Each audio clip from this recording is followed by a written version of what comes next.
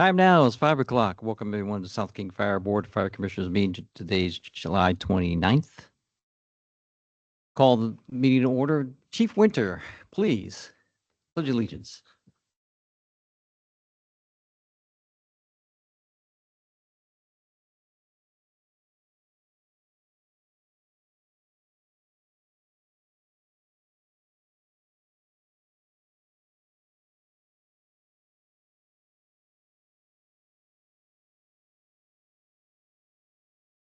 Thank you, Chief. Down to item 3, approval of minutes from the regular board meeting on June 24th, 2025. Everyone had a chance to look at the minutes, I hope. So I'll take a motion. I move to approve the minutes from June 24th. Motion by Commissioner Vadino. Is there a second? I second. Second by Commissioner Gates. Any discussion on the motion on the table for the minutes? Hearing seen none, all those in favor say aye. Aye. Thank you. Approval of minutes. Commissioner comments. I'm going to start to my left, all the way down table to Commissioner Fuller. Really new. Thank you. This newsletter is really getting bigger, but very much informative. And the thing that really stands out to me is the cross communication within the district and then between the zone.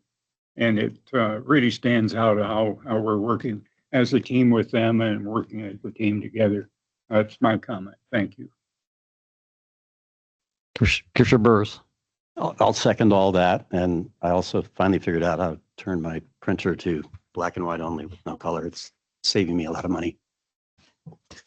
Commissioner Vadino. Nothing for me, thank you. Commissioner Gates. No comments. Just comments from me. Again, I will echo what Commissioner Fuller says, and thank you, everyone. I want to thank the membership and staff and everyone for the hard work they've been doing this past year. And I know that everyone's my little PSA here, would stay safe because there's a lot of things going out there, and the state has a lot of wildland fires going. So thanks for South King for also participating in that. So I appreciate that. Item number 5, public comments. Please state your name and address for the record. Please limit comments to 3 minutes or less. Do we have any public comment?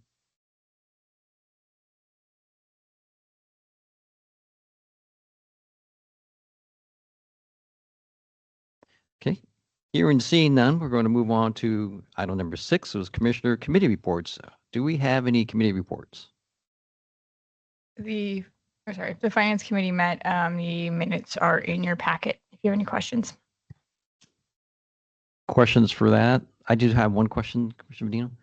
I know that there's the grant from Amazon. I just wanted to know, it didn't say anything. Do we have to match? Is there any matching with that, with the grant or anything at all? Okay, thank you. Okay, thanks, Executive Director. Any other reports this time? Okay. We'll go down to item number 7, Memorandum of Understanding, MOU for JTC. Is that you, Executive Director? Who's speaking on that one?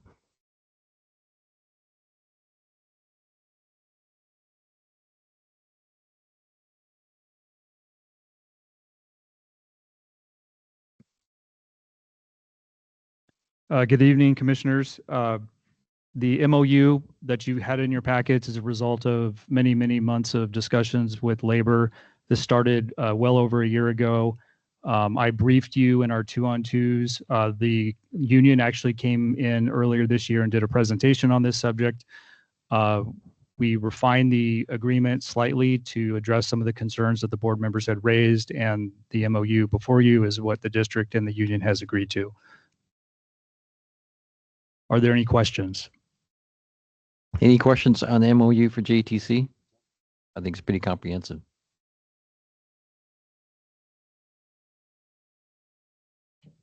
Okay. Ready? Guess we'll move on then. Item number 8, administrative team report. We have to approve it, don't we? We have to approve of the MOU, don't we? Yeah, it's a little bit iffy here. I think somebody should probably make a motion to approve it, and then you would sign it. Thank you. I would take a motion for the memorandum of understanding, JTC. Got to approve.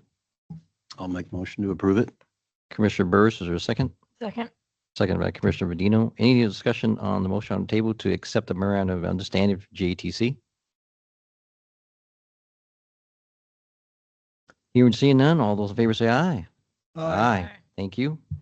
Now, number 8, administrative team report.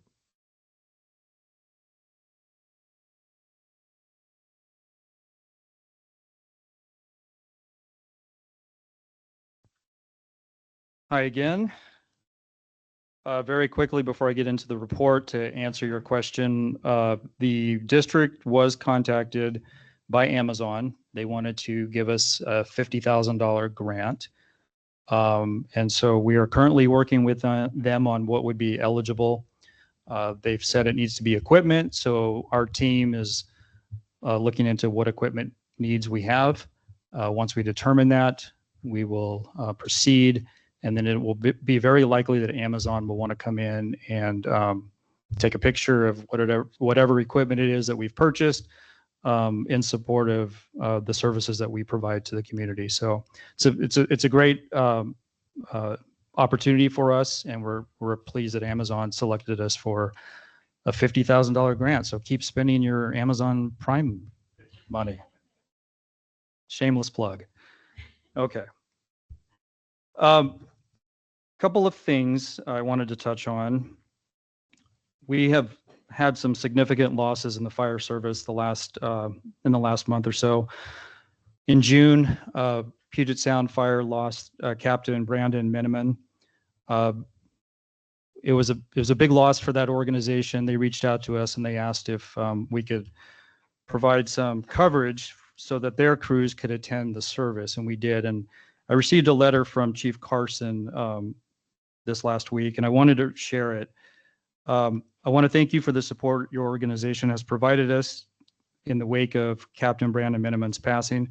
Specific thanks to Engine 364 crew of Lieutenant Ann Hogue, Engineer Matt Travier, and Firefighter Tom Burdyshaw. So thank you, our BCs and Chief Anderson assisted with that coverage, but it's nice to be able to provide that and then have a follow-up from their fire chief. So as you probably heard too, retired Deputy Chief Bill Mack passed away. He was a 30-year veteran who served with Valley Regional Fire and with Eastside Fire and Rescue. Many of our members were close with Chief Mack, including our own Captain Anthony John. So that's another big loss in the fire service. So we were just speaking over there, and Chief Anderson came in, and VERFA has also asked for some assistance so that they can go through their memorial service. So we will be very happy to provide that support to them. And then today we were notified by former Commissioner Mark Thompson that Tom Smith, a former Federal Way native who was also a resident who served at Station 87 in Redondo, so that was some time ago, passed away in May. He was 79 years old, and they're going to have a service on August 9th. That's all the information we have right now, but former Commissioner Mark Thompson wanted us to know, and as he learns more, he'll share it with us if anybody has any pictures or memories that they would like to provide to the family. So 3 significant losses in the fire service there. And then we had our own changes internally. We had Chief Crossan, who retired. We had Engineer Rickert, who retired. And then we had Deputy Fire Marshal Strub, who retired. So a lot of changes going on. With these, you saw the new organizational chart that came out. Next week, we will conduct interviews to fill assistant chief positions. We're really excited about the opportunities that those create. I had HR reach out to President Baston today to ask if he would serve on the panel, the hiring panel for those selections. So that is not a customary action, but under the circumstances, we felt like it was a nice olive branch to extend. I also want to thank or congratulate, find my words here, Chief Winter for his promotion to Deputy Chief, to Fire Marshal Sean Nichols to the promotion of a Deputy Chief level, who's taken on more responsibilities. Finance Manager Barrett, and then HR Generalist Nikki Ball, who have all taken on new roles under this new org chart. So a lot of opportunities happening right now in the district.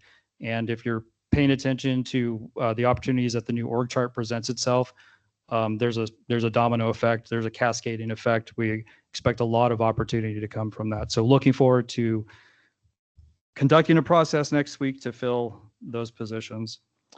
I also want to share with you something that came through in the last couple of weeks.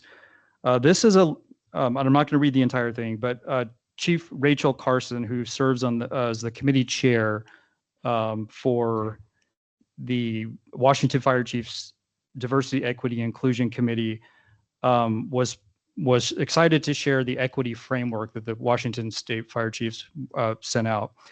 And the framework emphasizes community engagement, inclusive leadership, and equity-centered decision-making across key areas such as hiring, training, and service delivery. It also provides practical tools to embed equity into daily operations and long-term planning. The overarching goal is to normalize the use of equity-focused practices across the state, strengthen the resilience of our fire service through accountability, partnership, and continuous improvements. But the letter specifically states, the DEI committee would like to extend our sincere appreciation to Charisse Gamble of South King Fire for her outstanding contributions to this document. Her thoughtful creativity and hours of dedicated work have been instrumental in shaping this meaningful and comprehensive framework in the document you have before you. So nice little plug from one of our own being recognized at a much higher level. So good work, Charisse. Thank you. Okay.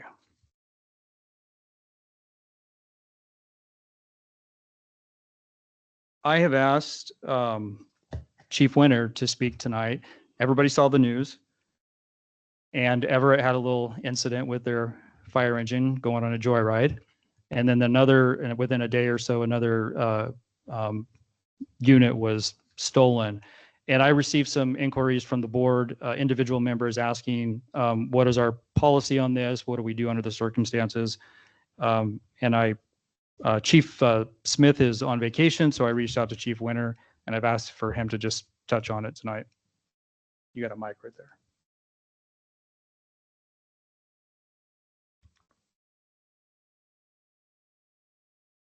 Hello, commissioners. Just testing. I reached out to our apparatus standardization committee and asked them if specifically we had anything in place to mitigate this kind of incident. And the response is that we don't have anything written in policy. Fleet is currently working as fast as they can to secure our high value items as these apparatus come in for service. The heavy rescue does have all locking compartments and doors, but he reminds us that they're no good if they're not used. Our two new Spartan engines currently in Hillsboro also have complete locking doors and compartments in addition to the Rosenbauer ladder that's on order. We did reach out to some of the neighboring departments that did experience a loss, and Everett said they don't currently have a policy in place and couldn't find one in search of their neighboring departments either. He did identify that they have some best practices that were communicated out, and the response is it rigs with captain side air brakes. So it would be a dual mechanism. So both the engineer and the captain would have access to a brake. Apply both driver's and captain's air brakes when leaving the rig running and unattended. Both air brake buttons would need to be pushed to release the air brakes. On the aid and medic units, have crews lock the cabs when leaving the vehicle running unattended and use the hidden unlock button. Have crews lock all the compartments and take the keys with them when the vehicle is not left running. And in command vehicles, carry a second key for all vehicles so they can be locked when necessary to leave the vehicles unattended and running. We did reach out to the Washington Fire Chiefs forum site for any suggestion on what we could do to bolster our policies, as we do not currently have a policy for this. So one of the things that we do best is react. And obviously, this is not something that we've had to deal with before, but we have had equipment stolen on rigs. We've had MDCs and chainsaws and other equipment. And in reacting to those situations, we have funneled those concerns and security needs through the Apparatus Standardization Committee. And in fact, one of the change orders recently for the new ladder was secure compartments. So, we have sort of a mix of our inventory. Some have locks, some don't. It's quite a heavy cost to outfit them to have locks. So we're addressing it right now. We're aware of the potential for copycat things going on. I will say that I happened to be at Fred Meyer this last weekend, and I noticed that there were 2 crew members in the store. So I was thinking somebody was probably outside, and I walked outside, and Lieutenant Hassel was out there. And I walked up and I said, "What are you doing?" And he said, "I'm making sure our fire engine doesn't get stolen." So good operational awareness from one of our officers. And I think right now, that's probably what we should do, is just make sure that somebody's paying attention, be aware of your environment. Can we reach out for the fire to the police department?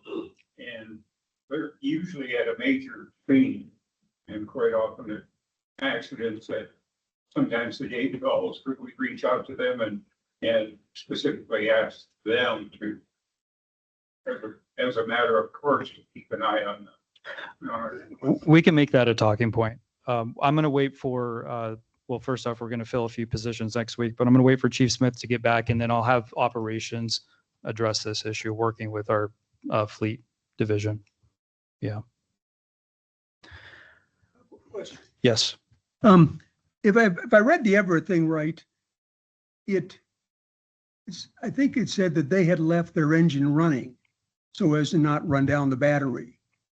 Do we leave the engines running? You need a mic. Thank you. Yes, the engines are left running at the scene because you have all of that electronic equipment, all the computers, all the battery chargers. The rigs are left running at the scene in almost every scenario.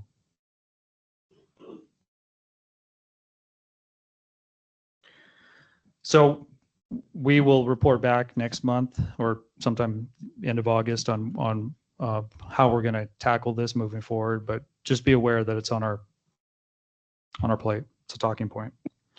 Finally, for me, it was in my staff report, but Finance Manager Barrett and I have been working a lot with Bond Counsel, and tomorrow morning we do a presentation to the S&P for our credit rating. So as Commissioner Gates shared with me back in 2009-ish, we were given a credit rating of a AA+, and at that time we were very likely the only fire district in Washington State that had that good of a credit rating.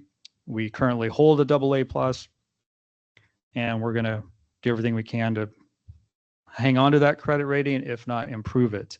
So we've spent a lot of time preparing for it, and we'll report back after tomorrow's meeting. That concludes the administrative report, and I'm going to pass it to Chief Winter to introduce the chaplains, and then I'll come back up to talk about the budget.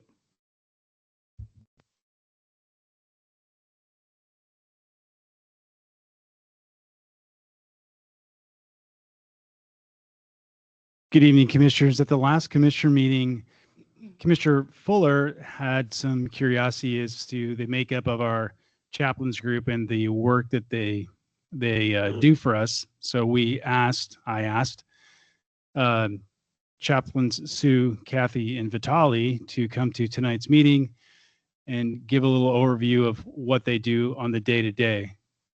And we'll open up for questions afterwards.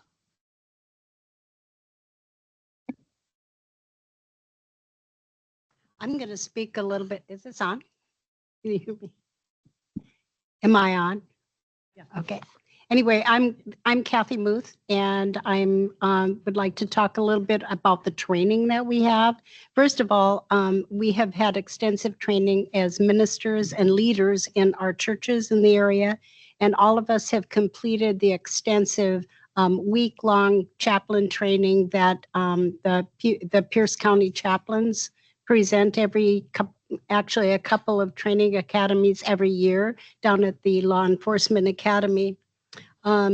We are all involved in different areas of volunteering within our community and across the U.S. and in one case abroad as well. And we are also continually updating our training in all of our areas. I'm Sue, and I'm going to talk about what we do on site. So we're paged out. We receive a page on our phone when we're requested by fire or police. And we also have pagers, just like the crews do, which are very helpful in the middle of the night because I won't wake up to a page. So, we're always grateful for that gear. When we're called out, we're on call 24/7. Just how our group functions. Some groups function with shifts. We just function everybody on all the time whenever, and we have our own text group of where we just decide who's going to take the call. Whoever, usually we ask Vitaly to volunteer first for nighttime calls because it's safer for a guy to be out there in the middle of the night at 3 a.m. than it is for Kathy or I. And he's a very good sport about that. He's Johnny on the spot and says, I'll take it. And we're all from our beds say, thank you so much for doing that. We do, Kathy and I do take nighttime calls when needed. And we're grateful that we have the radios in order to call attention to if we're in danger, we can push the red button on our radios. And we're very grateful for that. We know it's a big investment that the fire department puts out for us, but we feel much safer with those radios in hand.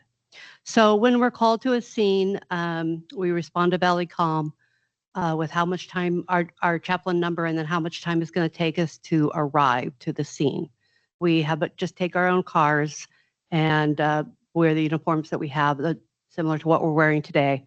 And when we arrive, though we're pastors and church leaders, we don't lead necessarily with Jesus, though we could, but we don't, because we're trained to lead with compassion and however we sense that the people need us to come to them. And so, at least from my experience, we often just seek out the person who's experiencing the loss. We find out on scene what's going on, and we seek out the person that is experiencing the loss, has lost a loved one. Sometimes it's a whole family. Sometimes it's a whole group of people. And sometimes it's just one person alone. And we sit with them. We talk to them about what's going on, what the police's role is whenever somebody dies at home, what the fire department's already done, and then what's going to happen next. And if it's the medical examiner is called by the police department and told the scene and given the information about the patient's medical history. And if the medical examiner comes, then we inform people of that and we explain to them what that means for them. And because people they see TV and they think it's TV. It's just like TV, the medical examiner always comes, but they don't in King County. And then if the medical examiner is not going to come, we explain to the people, okay, now we need to choose a funeral home. And it's our job to know the funeral homes in the area, be familiar with them, be familiar with their pricing, try to encourage one that we think will be affordable for them, so as not to burden them heavily with that. And then just to, keep them otherly focused. I mean, I try to just talk to the people and maybe take their mind off what's going on, chat with them, and talk about what they did in their life or normally do in their life. Tell me about your your loved one that has just passed away, things like that. And we stay typically until the mortuary comes, unless there's a number of people on the scene and they don't really need us. Our calls can be as short as 2 hours, as long as 5 or 6. If it's an infant or a small child, it takes much longer because all the detectives have to come from the police department, investigate the scene, then the medical examiner, and everybody has to be questioned. And so we stay until the bitter end. When the baby leaves, we leave, once the family is ready for us to. And so that can be a very long, drawn out process, but we do it happily. And sometimes we're affected by those calls, but we have our systems between all three of us of people, that help us through those things. So we also make sure that whoever was the crew at the event, that they're okay too, that if they need somebody to talk to. Let's see. Can I think of anything else? Okay. I'm going to hand it over to Vitaly. He's going to talk about visiting stations.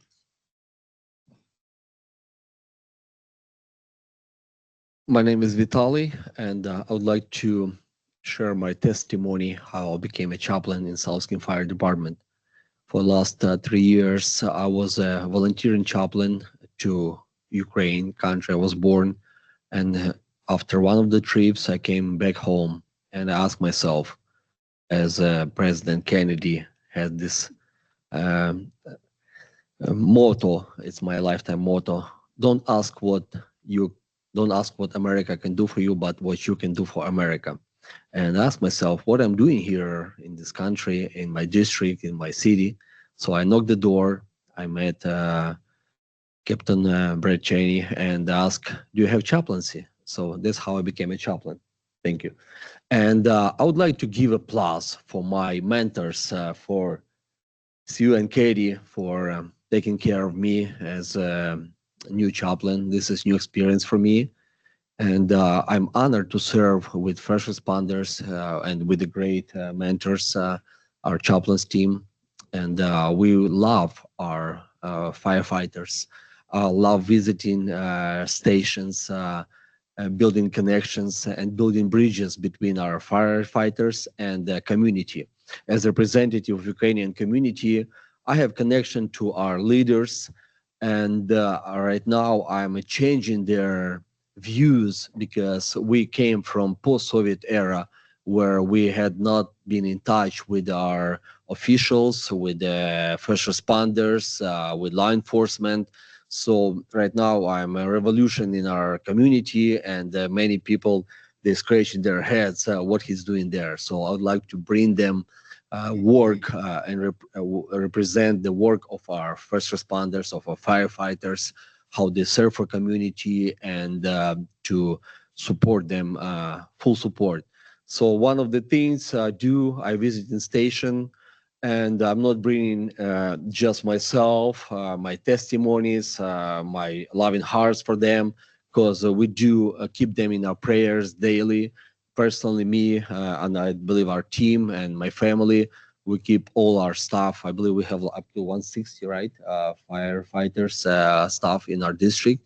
So we build bridges, and the way I do this, I'm just knocking the door to our European stores, grocery stores. I'm friends with all of the owners, and I'm just bringing some fruits, some cakes, some whatever, just to support our firefighters and to build the connection. So first of all, we care about their emotional, spiritual, and of course, physical conditions. So this is what I love to do, and to serve for our community, for our neighbors, love them, care of them during time of sorrow and loss. Thank you.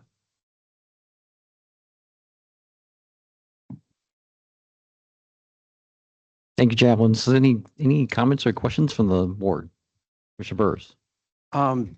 So Chief Michaels and I started before the chaplaincy program began. And we don't really get much training, as far as how to deal with a grieving family. And it led to a lot of really uncomfortable situations, because we could be there for an hour.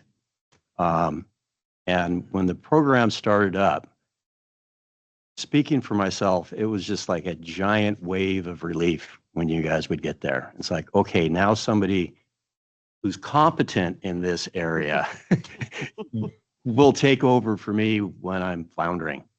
So I just cannot say how much I, during my career, appreciated you guys. It was amazing. Mr. Gates? Now, do you get called out by the police also?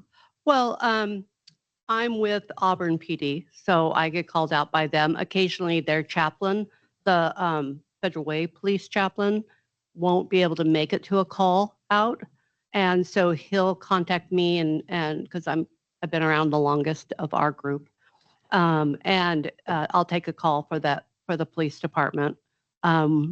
Kathy and I have met with the Des Moines Police Department and said, we're already your fire chaplains, might as well make us your police chaplains. And so that's what they're going to do.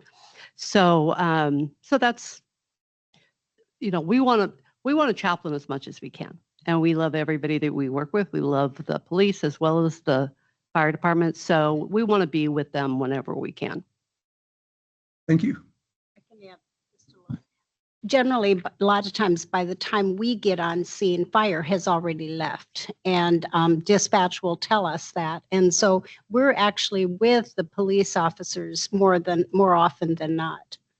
So we're serving with them too. Natalia, thank you for stepping up. Appreciate your enthusiasm and getting involved. Not an area that everybody would go into, but you're approaching it with such a energy and wanting to come and help. Thank you. I do have a question though. I work as a paraeducator over at Green Gables Elementary, and I got tripped one day and had a cut in my head and a few other things. And I was, they were, can't remember, I guess it was Aid 63 came and they were loading me up. And Kathy, I think you showed up at that call, or was it Sue? No, it was me. Oh, okay. I've always wondered, now, why did you show up? Was I that badly injured? Maybe I was going to visit them and then I saw them drive by me. And so I'm like, well, I'll just go with them. I'll just follow them. Oh, okay. I do show up. So if I see a fire going on, because I think we can be useful in more situations. And so if I can just show up and as long as everybody allows me to, say at a fire or other situations, a car wreck, whatever, I do, because maybe there's somebody standing by that just needs somebody to talk to. And, maybe the BC will need somebody to, kind of control the crowd or talk to the people that have been displaced or things like that, or help with, calling the Red Cross. So, I like what I do. So I like to self-deploy occasionally. Well, thank you. Do our firefighters ever call in and say, we need a chaplain at the scene? They call Valleycom. Valleycom. Yes.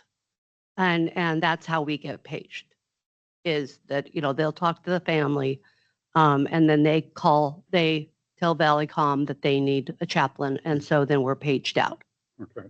So occasionally I'll be called directly by police or fire,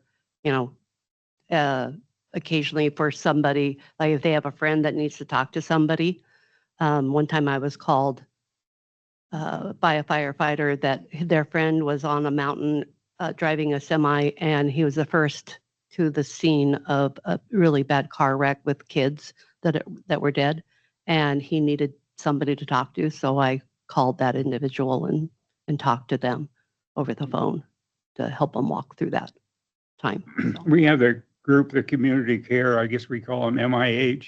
Do you ever work with them when they have a contact and they think they, in addition to their help finding resources, ever contact you? And they haven't. I contact them okay. sometimes because often, because so often before we had them, there were so often older people that were trying to live on their own and age well in place, and maybe their loved one had passed, and then they were going to be on their own, and so I would contact. So now I contact MIH to help with that, just in case there's any services Okay. available, and also they help me keep my ear to the ground as far as any kind of funds that are available at the community or through government assistance for funeral costs, because funeral costs are quite expensive and most people just haven't planned for it. And so it's a lot for people in apartments and whatnot to pay. Thank you. I just want to thank all of you for your time you put out in the community and for the firefighters too. So, but my question also is, are you available for other than firefighters, administration, and other folks that need you? Sure. Yeah. I think I've called, I think I called you, Mr. Fuller, once, or your wife, maybe when your daughter was in the hospital, I think. Or maybe it was Gates, I'm not sure. Anyway, one of the commissioners, Lori, contacted me and said, would you call? So, yeah, sometimes I smoke ribs for the firefighters, and I've brought them to the offices too, to facilities and whatnot. So. No, I want some ribs. Yeah. An appointment for the ribs, or?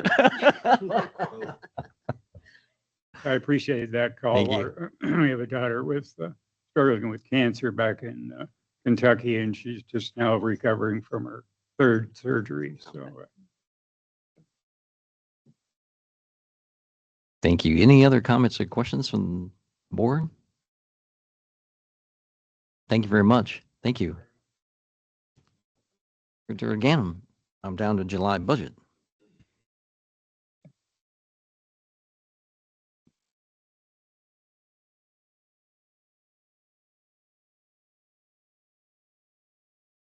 Okay, July budget, we are under budget again, which is good. You may have noticed that our total approvals are a little bit higher than usual. It's because in part, we had some increased medical claim costs, and we also had the 3 retirees. And when people retire out, they're usually eligible for some cash outs. And so that bumped our totals for the month a little bit higher. But at this time of the year, we would be looking at a target percentage of 58 and 3300%. And we are currently sitting at 53 and 1600%, which places us at 5 and 1700% under budget. So a banner year in terms of budget, but we also know that we've got some unfilled positions. We're trending really well for the year, and let's continue it. And with the particulars, we have Finance Manager Barrett. Okay, this month we have mid-month utilities totaling $167,937.39. Accounts payable warrants totaling $1,676,464.99. Payroll totaling $1,709,884.86. EFTPS totaling $385,032.05. And then medical claims processed as of July 22nd totaling $473,339.23 for a total approval of $4,412,658.52. Thank you. Any questions from the board or comments? Yeah, I have one for Go ahead, Commissioner Burrs. Director Ganem. We never had quite a chance to ask questions on the staff report. I have some concerns on the reorganization. Okay. I understand we're operating in a lot of gray areas right now because we don't have a fire chief and haven't for a while. But it's a pretty major restructuring of the operational side. And I kind of question, do we really need to do that right now? We never really updated your job description because obviously you are doing a lot of chief work now. But a major restructuring of the operations side seems a little premature because, you know, at some point we will have a new permanent leader. And I would assume that the assistant chief of operations will be a contract employee. They'll have a contract. So it's a very permanent change. Is that for you to make or the next leader of the department?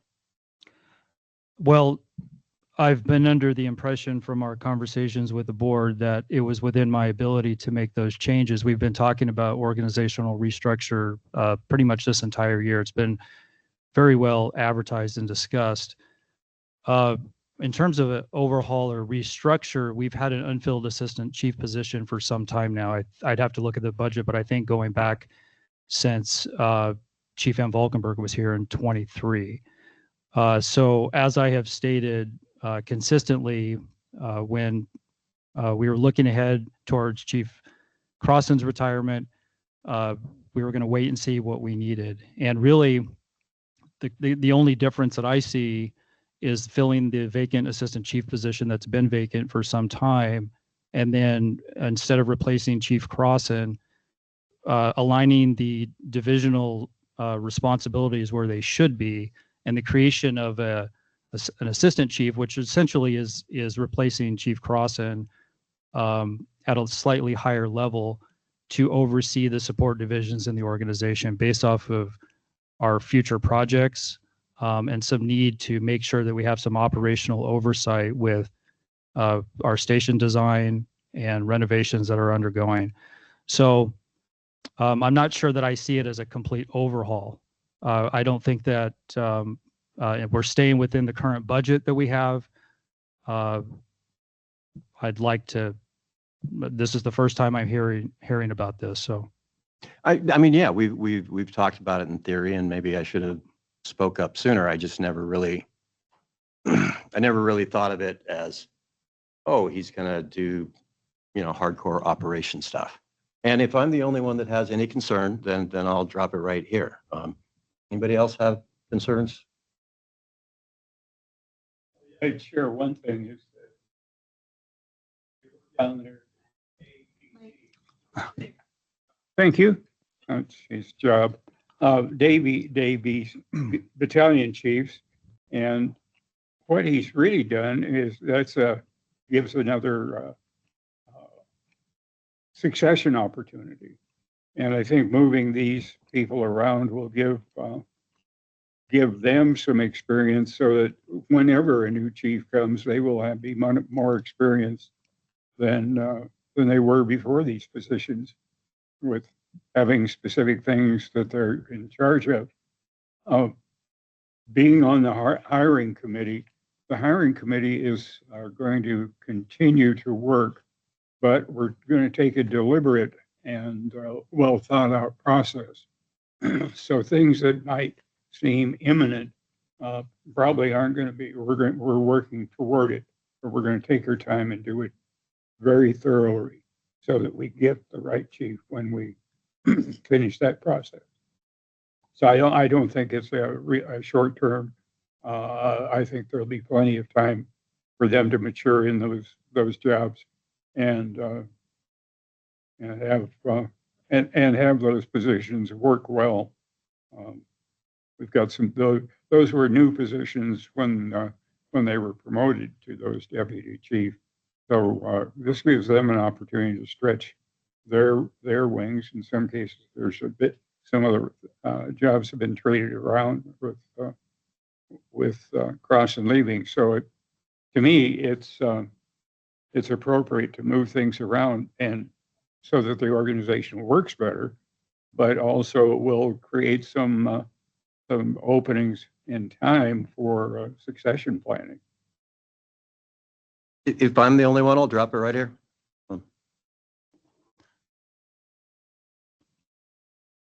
Anyone else? I'd like to add that I did discuss some of these changes when we met 2-on-2. I have obviously had the ability to negotiate the battalion chief's contract, which has 2 new day shift positions, which provides the very opportunities for succession that Commissioner Fuller was discussing. So I have kept the board apprised. The battalion chief positions, yes, absolutely. We talked about that. No issues with that. It's mostly the assistant chief of operations, because that's a very high level. It is, and I specifically recall hearing previously that I had the ability to make that decision right now. So I would make a decision or move forward if I wasn't under the belief that that was acceptable. So Commissioner Burris, are you asking about Secretary Gannum's ability to do it, or are you asking about his process? I just want to make sure we're talking about the same thing. I guess it's really twofold. You know, there's one, does he really have the authority to do it? I don't think it's in writing. And again, we're operating in this gray area. I don't remember ever specifically talking about the assistant chief of operations. I could be wrong about that. But then also just the idea of whoever this next leader is, I kind of feel like they should have the opportunity to structure their administrative team the way they would like it to be. If it ends up being you, then hey, you got a head start. But if it ends up being somebody different, well, now they're kind of saddled to the structure that you created.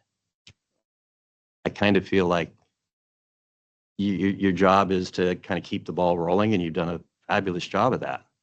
I just don't know that we need to be making structural changes to the department that will be cemented by contracts when the new leader, whoever it is, arrives, and whenever. But I seem to be the only one with any concern, so. Well, Chief Smith is retiring. Chief Crossan left, and that position being vacated created a set of issues for us where some restructure needed to happen, and we waited on that. I do know for a fact that I briefed the board on where I thought community risk reduction should live moving forward. Again, the assistant chief of operation, or the AC role rather, has been unfilled. And I don't want to put anybody on the spot, but if anybody's inclined to speak up outside of the board, there's been nothing other than excitement that I've heard internally about the opportunities that are being presented. The fire chief, the leader of the organization that the board ultimately falls on, anybody that comes in is going to take 18 months to get up to speed. As I've stated many times, we have a direction, we have a path, tomorrow we're going to present to the S&P to get a credit rating so that we can get our bond funding in September. Station 62 is 10 years past being seismically retrofitted. We have the Olympic building that is in process. We have a new station. We have so many projects right now. We need to get people in the right place. And to have a fire chief come in and not understand the team or the skill sets that we have and take time to get acclimated is just, in my opinion, going to set us back. Furthermore, over the last 7 months, as I have shared with you and others, I've spent a great deal of time connecting with our members and getting an understanding of where our skill sets are. And I truly believe that we have people internally that are willing to step up and support us and take on new responsibilities. So I personally think, and it's not because I'm the one that hit send on it, but I personally think that this is structured in a way that provides the most opportunity opportunities that this organization has not seen in years. So anybody else willing to speak up? I think, correct me if I'm wrong, Commissioner Burris, maybe I'm just speaking out of turn, but are you looking for maybe, no disrespect, Director Ganem, for input from the board to his decision making? Is that what you're looking for, or are you just looking for him to not make that decision? Or I just want to kind of get straight.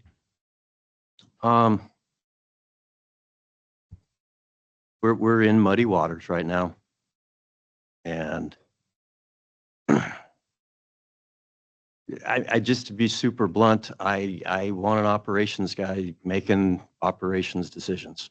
You know, I don't know how to say that nicely. And that's not your skill set. So what do we do until we do have that top leader? We're doing something so that it sorts things out with some vacancies at high levels. Do you have specific concerns about the people and the lineup? No, not at all. We have an organizational structure right now. Ball is moving just fine. And what I would like to see is that we keep that organizational structure. We've had some people leaving. Well, we promote up into those positions. Those positions are all filled just like they normally would, without a big org chart change. Positions will be filled exactly like they are today. And things are going pretty well right now. Then what's the issue? Yeah, muddy water in terms of you don't see how it's operating well, or you don't think it's being operated well? I believe I just said it is operating. I don't understand muddy water. Muddy water is that we do not have a fire chief right now. We have a process coming and a group that is working on it. They're called a hiring committee, and they're meeting. Right now, we do not have a fire chief. That's true. Everybody knows that, but we are in the process of finding one. That's going to take a lot of work because we know we screwed up the last time. I'm not arguing against any of that. Then what are you arguing against? You asked what muddy waters are. Normally, this would be a decision made by the fire chief. And that fire chief would have a contract, and he would have, or she, what their responsibilities are and all that kind of stuff. Right now, currently, we don't have any of that on paper. You know, you are effectively operating as the fire chief, but we don't have that on paper. It's kind of like we're all kind of maybe talking about this and that, and you remember getting direct permission. I don't. I'm not saying I'm right. But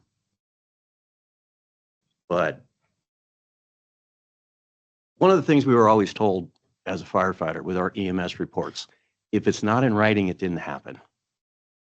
And I don't know, maybe we need to get some stuff in writing on just exactly what the role is right now.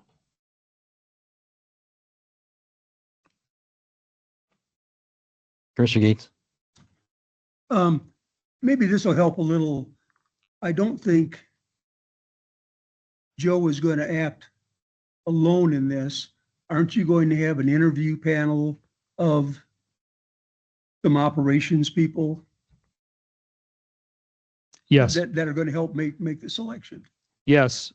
An outsider, and then as I mentioned earlier, President Basson has been invited to join the panel too. And that was my thing, Commissioner Gates, too. Yeah. That's why I was asking Commissioner Burris, is it the input you're looking for? Is that the input that Director Ganem has? Is that group coming together? Are you looking for more input from someone else for him to make that decision? I just wanted to make sure I'm just tracking here. You know, I know it's hard to articulate, but I was raising a concern. I thought some other people might share that concern. I don't think anybody does. Certainly not looking to cause a commotion here. And I'm willing to let it go. no, I don't think you're causing commotion. I think is the question is what I understand you saying is that number one, yes, there's nothing in writing, but we did talk to Director Gannon about this months ago, right? That's a fact. But I think what you're really looking for is like Commissioner Gates says again, what type of input do you want in that selection process? Is that what you're looking for? I just want to make sure because I think that by answering that by him getting the boards together, by getting President Bassett on there, is there anything else you're looking for to help satisfy that need you're looking for? And I understand where you're coming from, believe me. But we are in a situation right now where we have to take some steps forward before we come back, but it's not easy in your mind, I don't think. So I just wanted to make sure that if you want more input, if you're asking Director Gannon for more input on his choices, maybe that's the way we should be. You should ask him that way, or kind of word it as, do you want to be bored? Have you talked to him about the process he has? Mr. Gates, I know you know some of it, but you know, I'm just kind of getting a broader range of what to come back to a compromise and where we're looking for. Well, I mean, as long as there are operational people involved in the actual selection, not just the process, but the selection, then yeah, I can be good with that. Again, I didn't mean to cause a commotion here. It was just, I had a concern. Well, you're not. I think it's Director Gannon, is that something you're going to share with us later? Or I'm sorry. what was about that? your thought processes on going down this road of Absolutely. Thank you. I think that's what we I'm good. I think in my own defense, under the circumstances, I think that I've demonstrated that I have the best interest of the department at hand. And to your point, these are big decisions, and I'm not going to make a unilateral decision. So there's been a lot of thought and consideration put behind this process. You authorized me earlier this year to have certain authority to include firing people and disciplining people. I've hired a number of people over my 25 years, and we did talk about these things. So again, there's silence on both ends here, but I do know that there are people that are excited about the opportunity and the direction that we're going. So, and as whatever this looks like in the future, I firmly believe that when we look back, the decisions that are being made right now will be in the best interest of the organization. Okay. Thank you. We are down to vouchers. Approval of the Yes, vouchers. please. Have a motion. I'll move to approve the vouchers. I'll second. Motion by Commissioner Medino, second by Commissioner Gates. Any discussion on the motion to approve vouchers at this time? Hearing and seeing none, all those in favor say aye. Aye. Thank you. We do have one. So time now, I'm going to round it up to 6 o'clock, but the board convened into executive session per RCW 42.30.1101G to review the performance of a public employee. However, is subject to RCW 42.30.1404. Discussion by a governing body of salaries, wages, and other conditions of employment to be generally applied within the agency shall occur in the meeting open to the public, and when a governing body elects to take final action, hiring, setting the salary of an individual employee or class of employees, or discharging and disciplining an employee. That action shall be taken in a meeting open to the public. Action may or may not be taken after executive session.